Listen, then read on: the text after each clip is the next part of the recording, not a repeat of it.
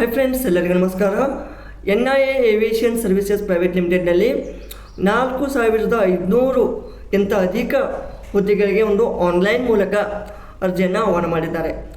So ಇಲ್ಲಿ profile ಬಂದುಬಿಟ್ಟು ಅಂದರೆ ಜಾಬ್ ಏನು, customer service association or associate, educational ಏನು ಕ್ವಾಲಿಫಿಕೇಷನ್ ಏನು ಬೇಕು, 12th ಆಗಿರಬೇಕು. ಇಲ್ಲಿ ಸ್ಯಾಲ್ರಿ ಎಷ್ಟಿರುತ್ತಾ ಅಪ್ರಾಕ್ಸಿಮೇಟ್ಲಿ 13,000 to 25,000. ಅಂದರೆ ಇದು 12th ಮೇಲೆ ಇರುವ ಕಾರಣ ಈ ಒಂದು ರೇಂಜಲ್ಲಿ ಸ್ಯಾಲ್ರಿ ಇರುತ್ತೆ. ಸೊ ಒಟ್ಟು ಹುದ್ದೆಗಳು ಎಷ್ಟು? 4787. ಓಕೆ. ಮತ್ತು ಈ ಒಂದು ಅಪ್ಲಿಕೇಶನನ್ನು ಯಾವ ರೀತಿ ನೀವು ಅಪ್ಲೈ ಮಾಡಬೇಕಂದ್ರೆ, ಈ ಕೊಟ್ಟಂಥ ಒಂದು ವೆಬ್ಸೈಟ್ ಮೂಲಕ ಈ ಒಂದು ಪೋಸ್ಟ್ಗೆ ನೀವು ಇಲ್ಲಿ ಅಪ್ಲೈ ಮಾಡ್ಬೋದಾಗಿದೆ. ಇಲ್ಲಿ ಯಾವ ರೀತಿ ಮಾಡಬೇಕು, ಯಾವ ಸ್ಟೆಪ್ಸ್ಗಳನ್ನು ಅನುಸರಿಸಬೇಕು, ಆ ಒಂದು ಎಲ್ಲ ಮಾಹಿತಿಯನ್ನು ಇಲ್ಲಿ ಕೊಟ್ಟಿದ್ದಾರೆ. ಏನಿಲ್ಲ, ಸಿಂಪಲ್ ಇರುತ್ತಾ. ನೀವು ಡೈರೆಕ್ಟ್ ಆ ಒಂದು ವೆಬ್ಸೈಟ್ಗೆ ವಿಸಿಟ್ ಆದಾಗ, ಅಂದರೆ ಇಲ್ಲಿ ಕೊಟ್ಟಂಥ ವೆಬ್ಸೈಟು ನೋಡಿ, NIA ಏವಿಯೇಷನ್ ಸರ್ವಿಸಸ್.com, ಅಲ್ಲಿ ವಿಸಿಟ್ ಆದಮೇಲೆ ನಿಮಗೆ ಕ್ಲಿಕ್ ಅಪ್ಲೈ ನಾವು ಅಂತ ಇರುತ್ತೆ. ಆಮೇಲೆ ರಿಜಿಸ್ಟರ್ ಮಾಡ್ಕೋಬೇಕು. ಆಮೇಲೆ ನಿಮ್ಮದು ಅಪ್ಲಿಕೇಶನ್ ಫಾರ್ಮ್ ಬರುತ್ತೆ. ಆಮೇಲೆ ಪೇಮೆಂಟ್ ಮಾಡಿಕೊಂಡು ನೀವು ಕೊನೆಯದಾಗಿ ನಿಮ್ಮ ಒಂದು ಅಪ್ಲಿಕೇಶನನ್ನು ಪ್ರಿಂಟೌಟ್ ಮಾಡ್ಕೋಬೋದು. ಓಕೆನಾ?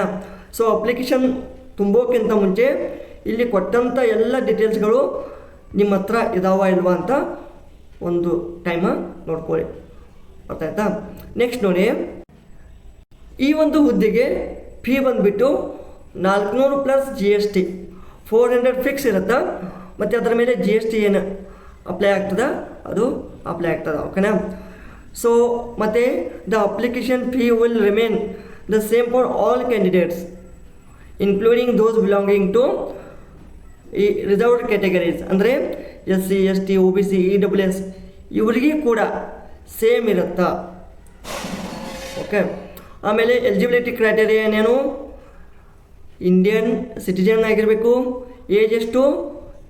Minimum 18, maximum 27. ಮತ್ತು ಕ್ಯಾರೆಕ್ಟ್ರು ಒಳ್ಳೆಯ ಕ್ಯಾರೆಕ್ಟರ್ ಆಗಿರಬೇಕು. ಆಮೇಲೆ ಎಜುಕೇಷನು 12th. ಆಮೇಲೆ ಫಿಸಿಕಲ್ ಫಿಟ್ನೆಸ್ ಅಂತಿರಬೇಕು. ಓಕೆ. ಇಲ್ಲಿ ಮೇನ್ ಡೇಟ್ಸು, ಈಗ ಆಲ್ರೆಡಿ ಇದನ್ನು ಈ ಒಂದು ಅರ್ಜಿಯನ್ನು ಕರೆದುಬಿಟ್ಟು ಮಿನಿಮಮ್ 2 to 3 ಮಂತ್ ಆಗಿದೆ. 3 months ಬಿಫೋರ್, ಅಂದರೆ ಜನವರಿ 20ನೇ ತಾರೀಕು ಸ್ಟಾರ್ಟ್ ಆಗಿತ್ತು ಈ ಒಂದು ಆನ್ಲೈನ್ ಅಪ್ಲಿಕೇಶನನ್ನು ನಿಮಗೆ ಅಪ್ಲೈ ಮಾಡಲಿಕ್ಕೆ. ಈಗ ಕೊನೆಯ ಡೇಟ್ ಬಂದುಬಿಟ್ಟು 30 ಜೂನ್ 2025. ಆಮೇಲೆ ಎಕ್ಸಾಮ್ ಡೇಟು ಇನ್ನೂ ಅನೌನ್ಸ್ ಮಾಡಿಲ್ಲ.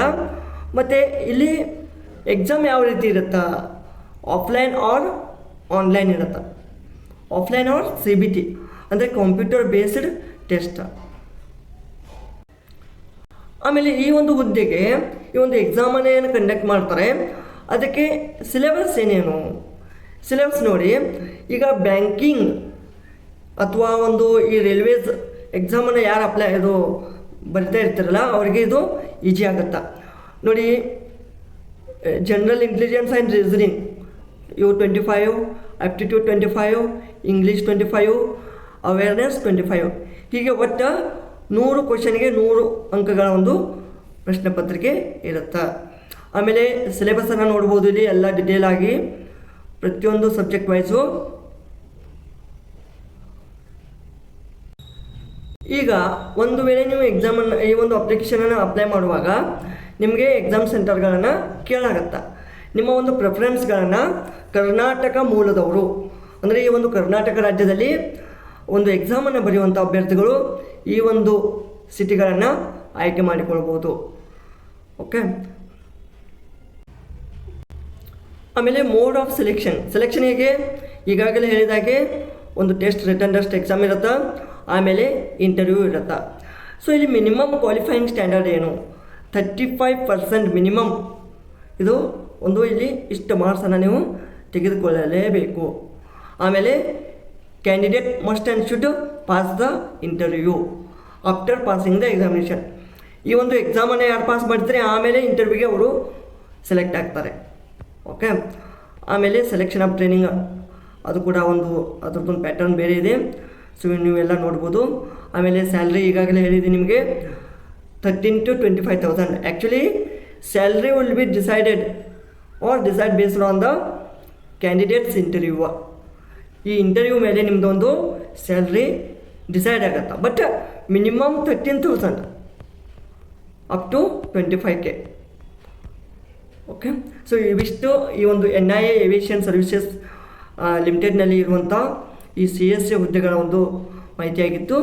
ಇದೇ ರೀತಿ ಇನ್ನಷ್ಟು ಒಂದು ಜಾಬ್ಗಳ ಲೇಟೆಸ್ಟ್ ಅಪ್ಡೇಟ್ಗಳಿಗಾಗಿ ನಮ್ಮ ಚಾನಲನ್ನು ಸಬ್ಸ್ಕ್ರೈಬ್ ಮಾಡಿಕೊಳ್ಳಿ. ಧನ್ಯವಾದಗಳು.